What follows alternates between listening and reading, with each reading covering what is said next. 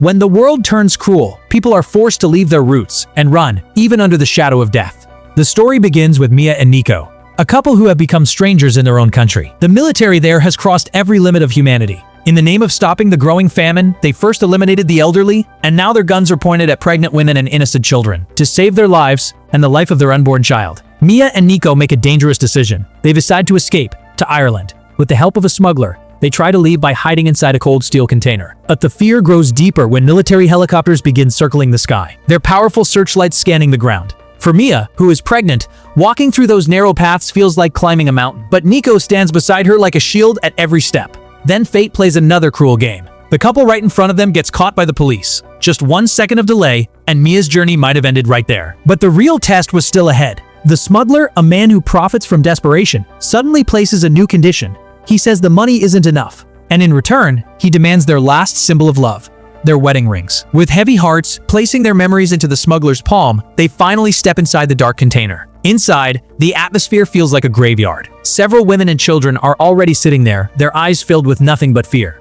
Amid all the anxiety, Nico quietly gives Mia a chocolate he had carefully saved. Smiling, he says, "When we reach the safe shore, we'll eat this together." It wasn't just chocolate. It was a symbol of hope for a better tomorrow. Nearby, a little girl silently plays a game on her phone. At that moment, Nico gently tells Mia, "A pregnant woman is never alone. Her child is always with her, inside her." But deep inside, Mia carries a terrible fear. For the past 2 days, she hasn't felt any movement from the baby. Nico tries to comfort her and even gives their unborn child a name, Nova. Suddenly, the sound of a crying baby reminds them of their daughter Umar, who was taken away from them by this same brutal system. And then, their journey takes a horrifying turn. The smuggler suddenly stops the truck and claims there are too many people. He begins pulling some of them out. And unfortunately, Nico is dragged out and forced into another truck, truck number 100. Mia can only watch helplessly as he disappears. Nico's final words echo through the phone. "We'll meet on the ship. Don't lose hope." But the real disaster is still coming. Ahead, the truck is stopped at a military checkpoint. One officer suspects there might be a hidden fake wall inside the container. Without hesitation, he fires bullets into the wall to test it. And the moment his suspicion turns into certainty, he orders everyone inside to come out.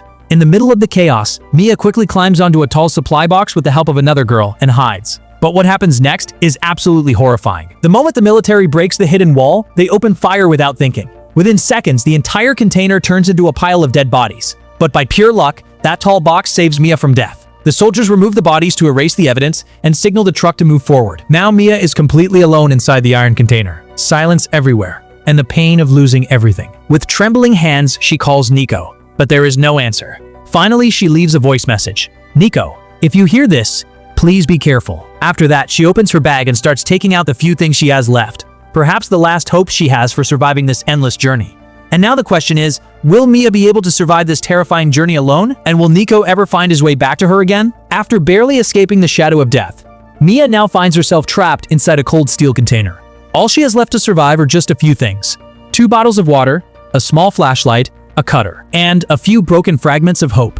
She began this journey searching for a new life, but fate has dragged her into a living nightmare in the middle of the ocean, something she could have never imagined. Suddenly, a terrifying storm strikes. The entire ship begins to shake violently. The waves rise so high that the container starts bouncing like a toy, and with one massive jolt, Mia's container falls straight into the deep ocean. When Mia finally regains consciousness, everything has changed. All around her, there is nothing but the endless blue sea. And through the tiny holes in the container walls, the same holes once made by bullets, the ocean itself now stares back at her, slowly leaking inside. Her own phone is completely shattered, and the old button phone she finds inside the container turns out to be useless because it's locked with a password. Trying to survive, Mia begins searching through everything inside the container. She finds a few plastic boxes, an old TV, and some earphones. Shivering in her wet clothes, Mia changes into dry ones and puts on a hoodie she finds there. But in the middle of hunger, thirst, and crushing loneliness, she suddenly hears a sound that shakes her to the core.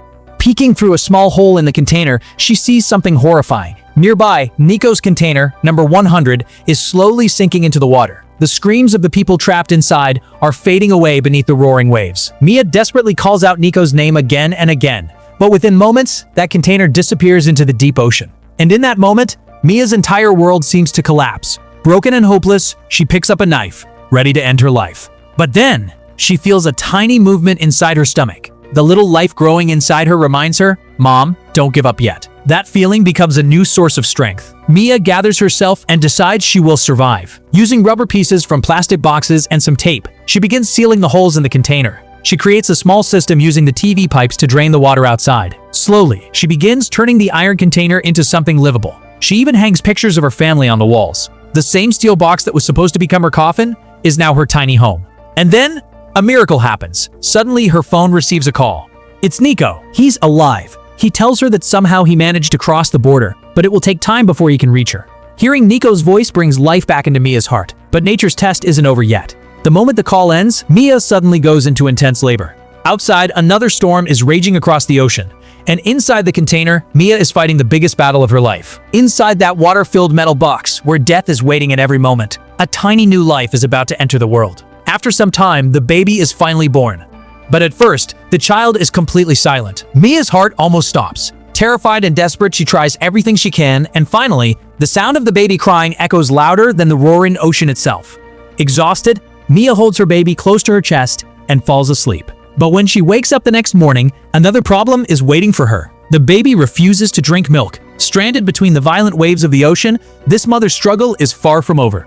Now the question is, will Mia be able to save this fragile new life? Will Nico reach them before it's too late? On one side, the endless ocean. On the other, a starving newborn child. Mia's fight for survival has now become even more dangerous. Will she escape this disaster?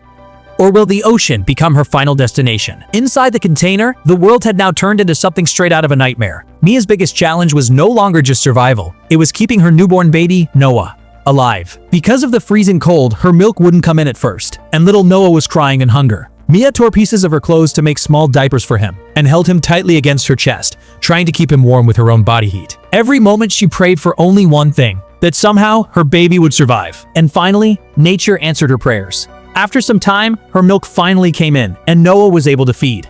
But Mia knew that if she truly wanted to survive, she had to escape this iron coffin.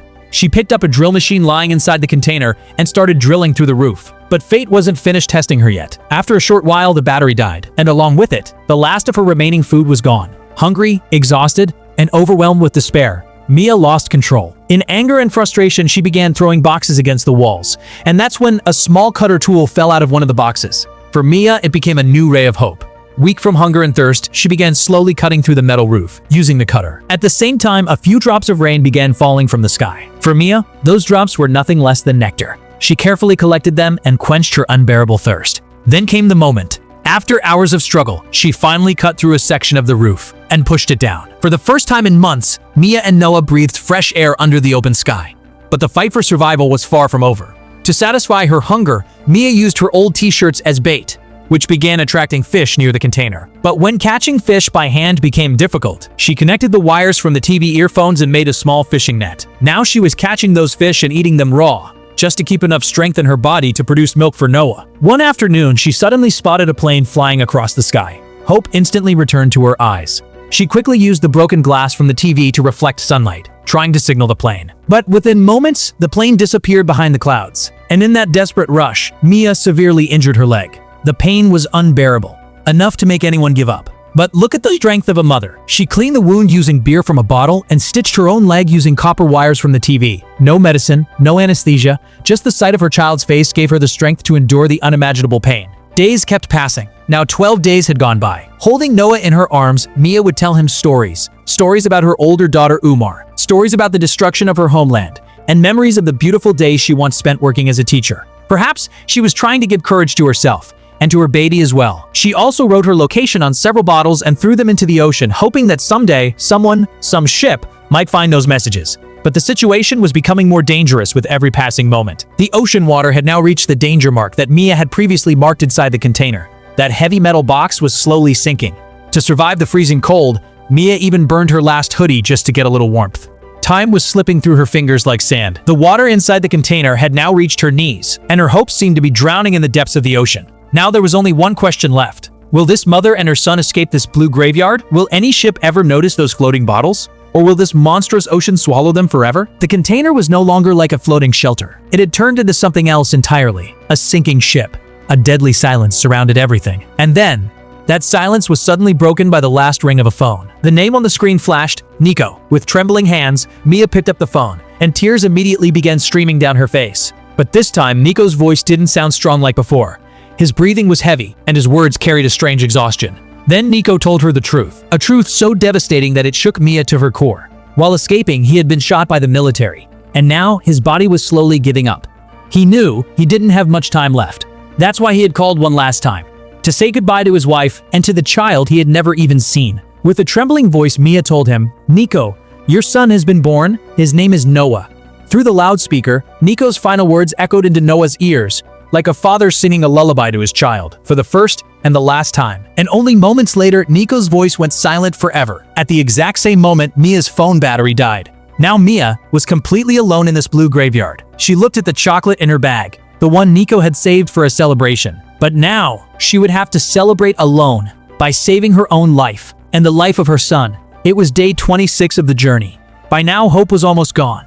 That's when Mia looked up at the sky and noticed something. A sea eagle was flying above. Mia knew something important. These birds are usually seen near land, which meant land had to be close. But death was even closer. Suddenly, the rubber seal of the container tore open and ocean water started rushing in like a flood. Mia immediately dived underwater to try to seal the hole. But then, a rope suddenly tangled around her leg. She was trapped underwater. Her air was running out. Darkness began closing in around her vision. But for her child, she gathered every last bit of strength. She pulled out the cutter and sliced the rope. Then she swam upward with all the strength she had left. But when Mia finally reached the surface, her heart sank. The container had already disappeared into the depths of the ocean, and little Noah, whom she had placed on a small temporary foam bed, had drifted far away with the waves. Then, in the dark ocean, a massive whale surfaced nearby, spraying water into the air. Cold droplets fell onto Noah's face, and suddenly, his cry echoed across the sea.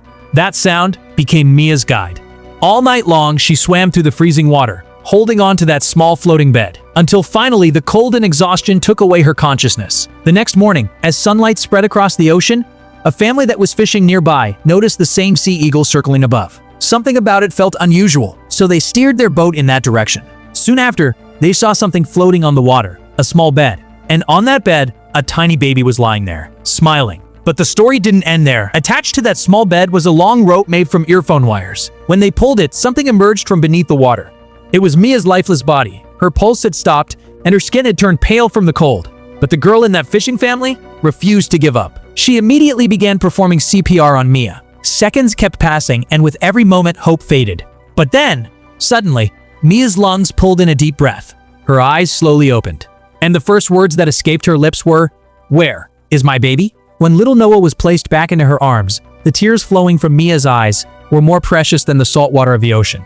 She had come face to face with death. She had lost the people she loved, but the love of a mother refused to let her surrender. When she finally reached the shore, she realized something. She hadn't just saved her own life. She had saved a new hope, a new beginning, a new life.